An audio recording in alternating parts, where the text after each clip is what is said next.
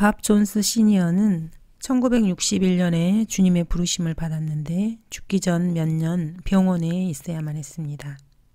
러크만 목사님의 교회 회원 중 한 명인 간호사가 밥 존스 시니어를 돌보고 있었습니다. 존스 시니어는 그 간호사를 불러놓고 자꾸 꾸짖곤 했습니다. 이봐 자네 그거 알아? 내가 평생토록 비열하고 사악한 죄인들을 수없이 봐왔는데 자네야말로 가장 저급하고 가장 비열한 죄인이야. 그 이유를 묻자 노년의 밥 존스 시니어는 자네가 자꾸 내가 집회에 설교하러 가는 것을 막고 있지 않은가 라고 말했습니다. 밥 존스 시니어는 자신의 과거의 전성기였던 30년대, 40년대, 50년대에 살고 있었던 것입니다. 가끔 병원 밖으로 빠져나가기도 했습니다. 그러다가 여행용 가방을 들고 맨발로 학교를 나가는 것을 직원 중 한 명이 붙잡은 적이 있습니다. 어디를 가시냐고 물으니까 캠퍼스 너머를 바라보면서 기차를 타야 해, 기차를 타야 해. 집회에 설교하러 가야 해 라고 중얼거리곤 했습니다. 그는 과거 속에 살고 있었습니다. 러크만 목사님께서는 이런 밥 존스 시니어의 이야기를 잘 알고 계셨고 그래서 자신이 알고 있는 모든 것을 글로 옮겨 놓으려고 하셨습니다. 밥 존스 시니어가 설교하는 것을 러크만 목사님께서는 80회 정도 직접 들으셨습니다. 그는 설교단 위에 설교 원고를 가지고 있지 않았습니다. 마지막으로 그분의 설교를 들었을 때 시니어는 40분 설교에서 똑같은 예화를 5번이나 반복해서 말했습니다. 그때 러크만 목사님께서는 스스로 다짐하셨습니다. 피터, 너도 이제 언젠가 70, 80이 될 거야. 지금은 머리가 잘 돌아가고 있지만 그때는 제대로 돌아가지 않게 될 거야. 내가 생각한 모든 것을 종이에 기록해 놓는 게 좋을 거야. 다시 볼 수 있게 말이야. 이런 이유로 러크만 목사님께서는 2003년 현재 90여 권의 책들과 30개의 소책자들을 기록했고 800시간 이상의 강의와 설교를 녹음한 것 같습니다. 주께서 지체하시면 언젠가 정신이 박약해지는 때가 올 것이라는 것을 알고 계셨습니다. 주의하여 아무에게도 악으로 악을 갚지 말고 오히려 너희 자신들 가운데서와 모든 사람들에게 선한 것을 항상 따르라.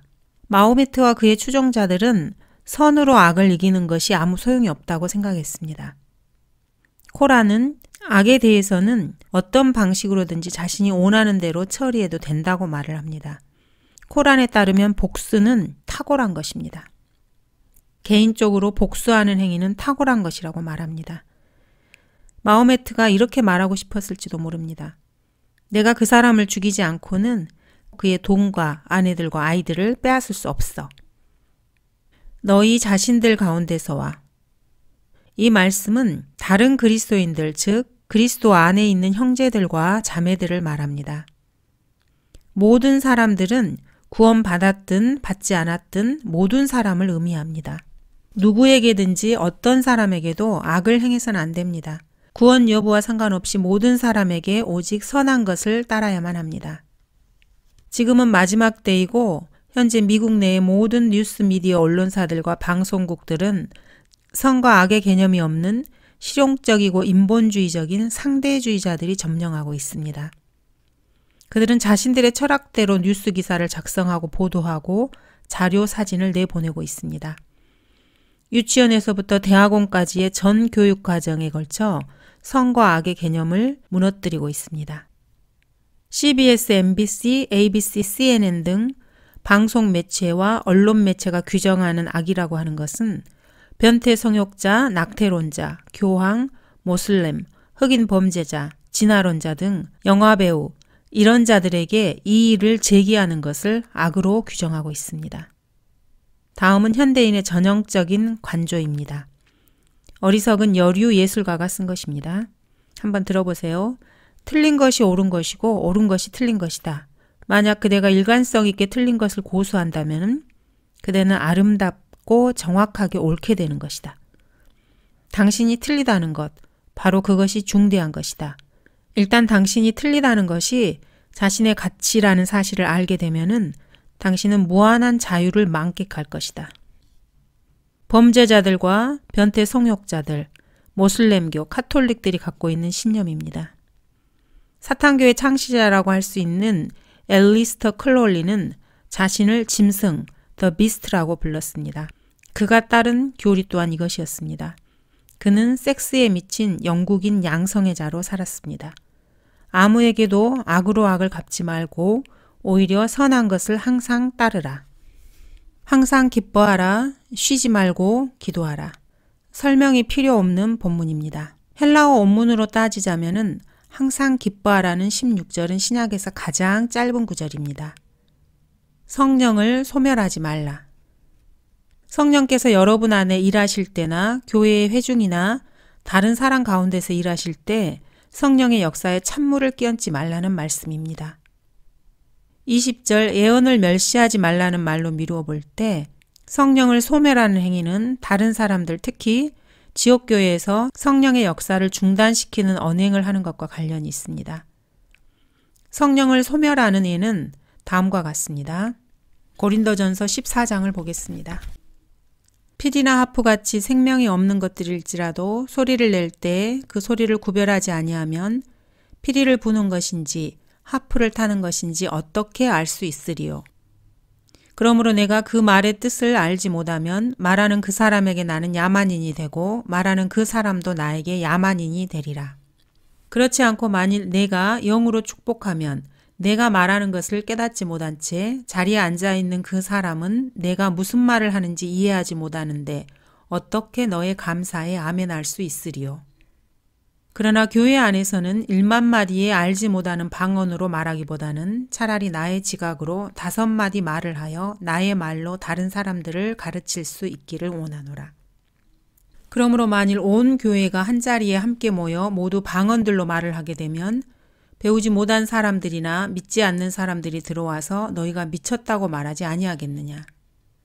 그러나 만일 통역하는 자가 없거든 교회에서는 조용히 하고 자신과 하나님께만 말하라. 이는 성도들의 모든 교회에서와 같이 하나님은 혼란의 창시자가 아니라 화평의 창시자이심이라.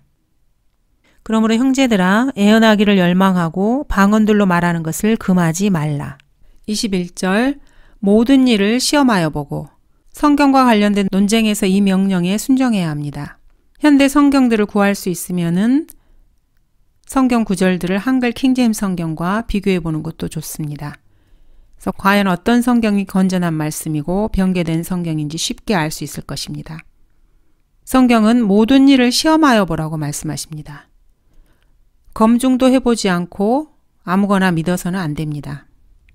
이 세대에서 가장 해괴한 일들이 있습니다. 2003년 현재까지 해서 220종이 넘는 영어로 된 현대어 성서들을 출간해 놓고도 매 6개월마다 새로운 성서를 내야 한다고 주장하는 것입니다. 그리고 아무도 이런 일에 저희를 의심하지 않습니다. 이것이야말로 참으로 해괴한 일입니다. 새로 성서가 출간될 때마다 그 이전보다 더 새롭다고 속이는데도 아무도 여기에 이의를 제기하지 않습니다.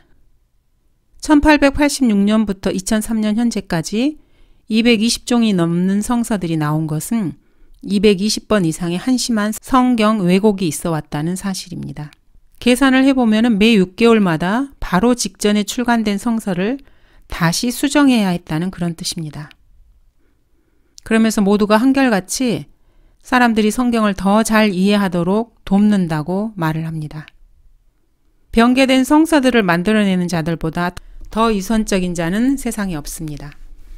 선한 것을 붙잡으라는 말씀에도 불구하고 미국의 그리스도인들은 자신의 조국을 지상에서 가장 강력한 국가로 육성시킨 성경을 저버리고 220개 이상의 종교적인 쓰레기들을 만들어내는데 혈안이 되어 있습니다. 그 결과로 해서 50%에 육박하는 이혼율과 210만 명에 달하는 만성 알코올 중독자들, 900만 건의 낙태, 2차례에 걸친 세계대전과 베트남전, 한국전, 대공황, 그리고 $1가 넘는 부채를 낳았습니다. 그 결과 러시아와 중국보다도 많은 250만 명의 죄수들을 수용하고 있습니다. 이것은 전반적인 퇴보일 뿐입니다.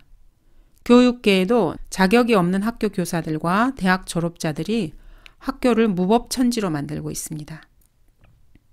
모든 일을 시험하여 보고 선한 것을 붙잡으라. 그리스도인들은 이 말씀에 순종합니다. 현대의 그리스도인들은 이 말씀에 불순종하고 있습니다. 성경이 나올 때마다 잠시도 비교해 보지 않습니다.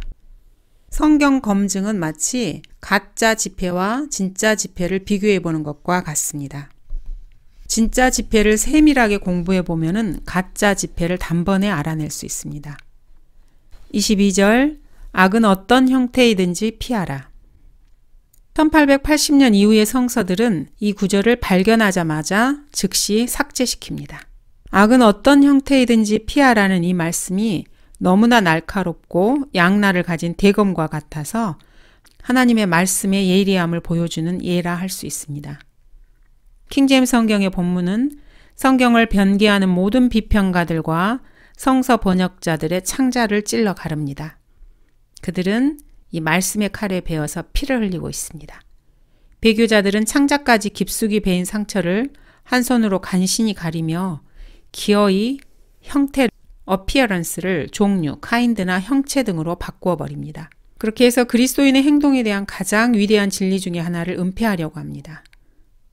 성경이 악을 피하는 것에 대해서 말할 때는 악의 형체나 어떤 종류에 대해서 말하는 것이 아닙니다. 악처럼 보이는 것 혹은 악을 행하는 것처럼 보이는 곳조차 피하지 않으면 악의 종류나 형체를 피하는 것만으로는 아무 소용이 없습니다. 현대 성서 번역자들은 이 구절을 올바로 번역하지 못하고 있습니다. 1881년 웨스트코트와 홀트가 그들의 번역 성경 리바이스드 버전에서 처음 이 진리를 왜곡하려 했습니다. 그리고 이러한 병개가 모든 성서들 안에 스며들었습니다. 필라델피아 교회 시대에 출간된 영어 성경들은 모두가 똑같이 악은 어떤 형태이든지 피하라고 본문이 되어 있습니다. 새로운 성서들은 정확하게 악이 아닌 이상 어떤 것이든 범해보고자 하는 타락하고 육신적인 그리스도인의 마음을 반영하고 있습니다. 어떤 설교자는 이렇게 말했습니다. 이웃의 수박밭을 지나갈 때 신발끈을 바로 매려고 몸을 숙이지 마세요. 알렉산드리아 이단의 전문 용어를 빌려서 말하자면은 원저자의 의도입니다. 진짜 원저자의 의도입니다. 학자적 자질이 있고 탁월하고 경건하며 인정받고 자격이 있다고 하는 현대 성서 번역자들의 영적 수준이 얼마나 낮은지 알 수 있습니다. 그들은 자신들이 한글 킹제임스 성경을 6만 군데 이상 수정할 정도로 영리하다고 자부하면서도 수준이 이렇습니다. 이들의 기준에 따르면 그리스도인 남자아이가 머리를 어깨까지 기르고 귀고리를 달고 헐렁한 바지를 걸쳐 입고 세속적인 문구가 인쇄된 티셔츠를 입고 다녀도 분명하게 그것을 악이라고 할 수 없기 때문에 괜찮다고 말할 것입니다. 그것이 새로운 성서들을 번역하는 사람들의 진정한 영적 수준입니다. 원본의 축자 영감을 믿는다고 말하지만은 하나님의 말씀의 명령에 대한 그들의 자세는 성경을 변질시키는 그들이 얼마나 타락했는지를 적나라하게 보여줍니다. 리버티 성경주석은 22절에서 가능한 모든 종류의 악이라고 번역했어야 한다고 주장합니다. 이런 비평 자체가 오류입니다. 오직 성경만을 붙들어야 합니다. 헬라어 원본은 어떻고요? 이렇게 말하는 사람도 있을 겁니다. 종교적인 이선자들과 시간 낭비를 하지 말라는 것이 러크만 목사님의 충고입니다. 헬라어 어휘는 명확하게 외적인 모습을 의미합니다. 의심스러울 때는 라오디케아 시대의 학자들을 믿지 않으면 됩니다. 24절 너희를 부르시는 분은 신실하시니 그가 또한 이것을 행하시리라. 24절은 영원한 구원의 보장에 대한 또 하나의 약속입니다. 교회 시대의 구원의 영원한 보장은 어떤 행위가 뒷받침되지 않더라도 선물로 주어집니다. 화평의 하나님 바로 그분께서 너희를 온전히 거룩하게 하시고 너희의 온 영과 혼과 몸이 우리 주 예수 그리스도께서 오실 때까지 책망할 것이 없게 보존되기를 하나님께 기도하노라. 이 구절은 교리적인 진술입니다. 주께서 나타나실 때 그리스도인의 세 가지 구성 요소가 어떤 상태로 발견될 것인가에 대한 것입니다. 이 진리는 누구나 깨달을 수 있는 쉬운 진리입니다. 정신적으로나 영적으로 고장난 자들이 아니라면은 인간이 영과 몸과 혼 삼중 구조로 되어 있다는 것을 누구나 알 수 있습니다. 그 구절이 말하는 바 그대로를 받아들이기 원치 않는 사람들만이 이 구절을 이해하지 못할 뿐입니다. 하나님께서는 성경을 변개시키는 죄인들에게는 성경 어떤 구절에 대해서도 조명을 주시지 않습니다. 하나님께서는 그들에게 진리를 깨닫는 조명의 문을 닫으셨습니다. 하나님은 진리의 빛을 거절하는 자들에게는 번개를 주실 뿐입니다. 25절 형제들아 우리를 위하여 기도하라. 거룩한 입맞춤으로 모든 형제들에게 문안하라. 내가 주를 힘입어 너희에게 부탁하노니 이 편지가 모든 거룩한 형제들에게 읽혀지게 하라. 우리 주 예수 그리스도의 은혜가 너희와 함께 있을지어다. 아멘. 부패한 로마 카톨릭은 거룩한 입맞춤을 화평의 입맞춤으로 바꿨습니다. 화평의 아비인 압살롬이 바로 이런 입맞춤을 한 자입니다. 적그리스도는 평화롭게 와서 화평으로 세상 사람들을 멸망시키는 사람입니다. 그래서 사람들에게 유다 이스카리옷의 입맞춤으로 그 역시 입맞출 것입니다. 이 화평의 입맞춤은 터툴리안으로부터 왔습니다. 그리고 새 영어 성경에서 다시 등장하게 됩니다. 소위 말하는 최초의 그리스도인 학자라고 불리는 오리겐 역시 이것을 화평의 신비한 입맞춤이라고 불렀습니다. 그는 이것을 구원을 얻기 위한 행위들 중에 하나라고 믿었습니다. 오리겐은 유세비우스와 팜필루스가 신의 사본과 바티칸 사본을 제작할 수 있는 재료를 제공한 자입니다. 시몬 베드로는 이 입맞춤을 사랑의 입맞춤이라고 부릅니다. 이 입맞춤은 대개 볼과 볼을 맞대는 것으로 남자 대 남자, 여자 대 여자로 하는 동성 간의 입맞춤입니다. 26절 거룩한 입맞춤으로 모든 형제들에게 문안하라. 이 구절을 실제로 실행하는 사람은 아무도 없습니다.